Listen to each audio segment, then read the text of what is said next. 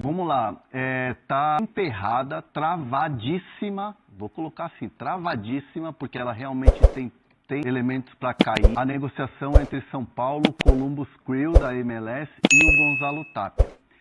O que acontece? O Columbus Crew, ele fez uma oferta de empréstimo para o São Paulo, com uma opção de compra que ela foi melhorando assim ao longo das conversas e tal. São Paulo deu o ok para o Columbus Crew para a negociação. Faltava o acerto entre Tapia, os empresários do Tapia e o clube, o clube da MLS, na questão do salário. E como lá na MLS é diferente aqui do futebol brasileiro, ou até mesmo de outros mercados, existe um ranking de salário. Então, a chegada do Gonzalo Tapia, ele não chegaria, por exemplo, lá como um MVP, um cara top, aqueles caras que chegam como grandes nomes. Compor elenco. Tipo assim, a chegada do Casimiro no Inter Miami. Perfeito. Chega ganhando salário top enfim, ele entra nesse grupo de cada clube. No caso do Columbus, ele não entraria nessa lista, porque o Columbus já tem outros jogadores que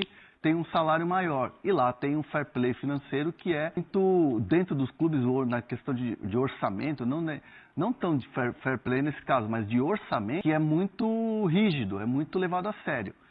E aí, o próprio Gonzalo Tapia e os empresários não ficaram satisfeitos com a questão salarial, porque ele ia ganhar menos do que ele ganha no São Paulo.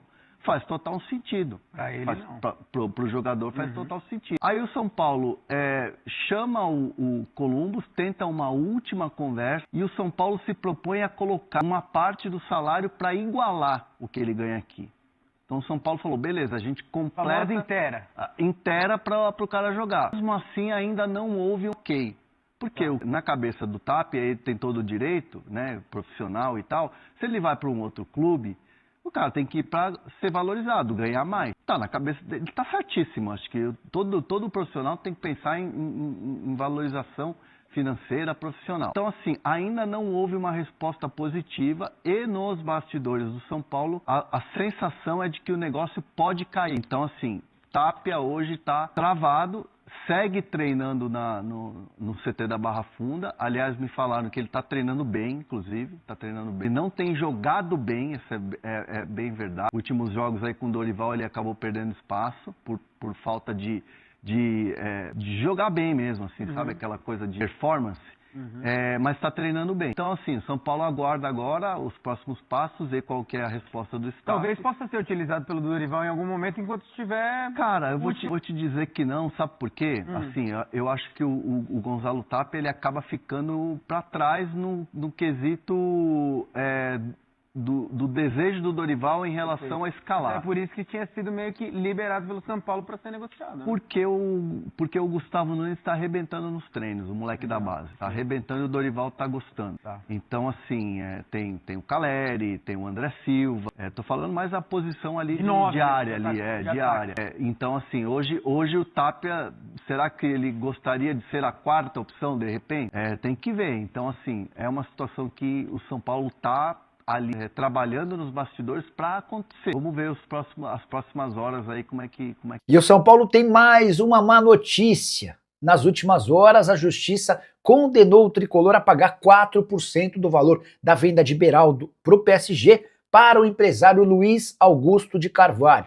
O Luizinho Piracicaba, como é mais conhecido, era o representante legal do Beraldo. Mas, na negociação, o São Paulo acabou ignorando essa parceria.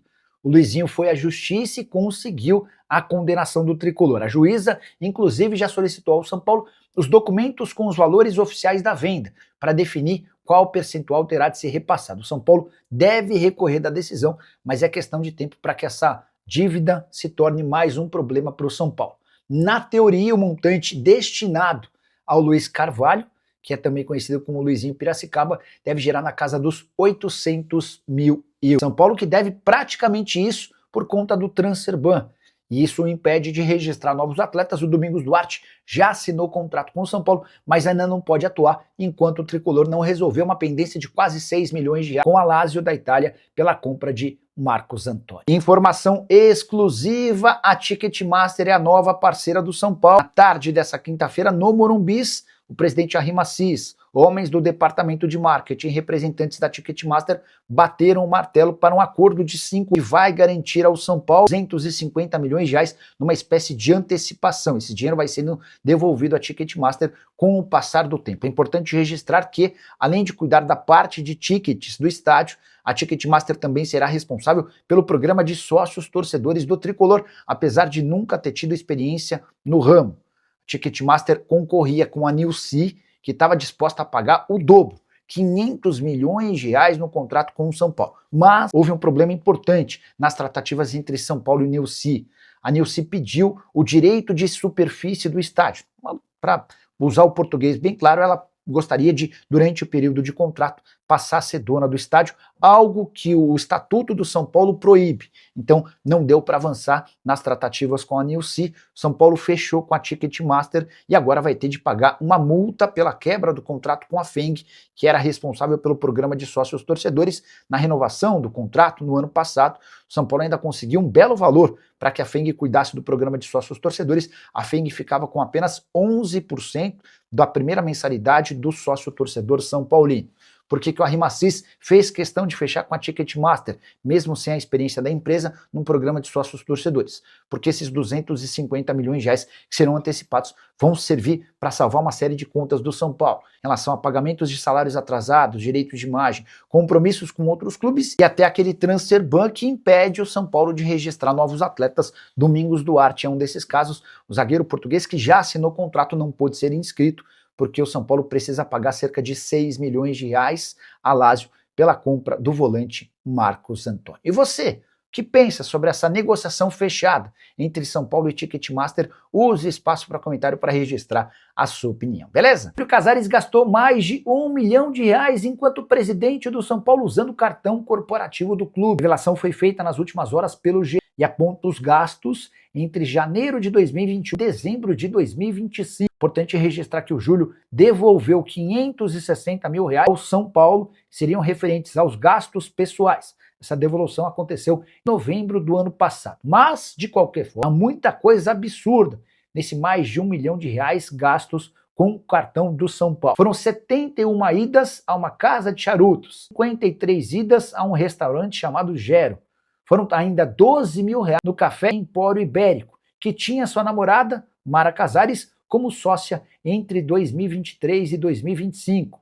Júlio Casares também gastou mais de 20 mil reais numa loja chique chamada Prada. Em 2021, seu primeiro ano como presidente, gastos módicos com o cartão, 21 mil reais ao longo do ano. Em 2024, com o título da Copa do Brasil e a reeleição estabelecida como presidente, Júlio gastou 428 mil reais. Se alguém ainda tinha dúvida de que o ex-presidente será expulso do quadro de sócios do São Paulo, parece ser questão de tempo. Você pensa o que sobre todos esses gastos? Use espaço para comentário. Estou curioso para saber a sua opinião.